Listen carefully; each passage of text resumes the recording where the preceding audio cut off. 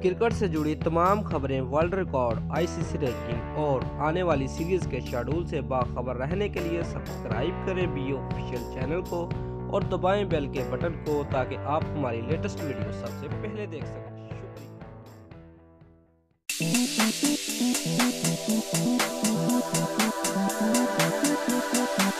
Viewers, IPL 2018 का आगाज हो चुका है, जिसमें शाहरुख खान की टीम कोलकाता नाइट राइडर ने रॉयल चैलेंजर्स बेंगलोर के खिलाफ खेले गए अपने पहले मैच में उम्दा कारकर्दगी दिखाकर कामयाबी हासिल की और विराट कोहली को हैरान कर दिया।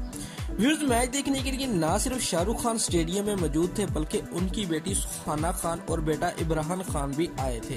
व्यूअर्स, जब क्रिकेट शौकीन मैच में पूरी तरह मगन थे और जब शाहरुख खान और उसकी बेटी सुहाना खान को एक बड़ी स्क्रीन पर दिखाया गया तो पूरे स्टेडियम की नजरें उनकी तरफ जम गई और मैच का मजा दुबाला हो गया। व्यूअर्स, अगर आपको हमारी ये वीडियो पसंद आई है तो लाइक और कमेंट लाजमी करें और हमारे चैनल को सब्सक्राइब करना मत भूलिए। शुक्रिया।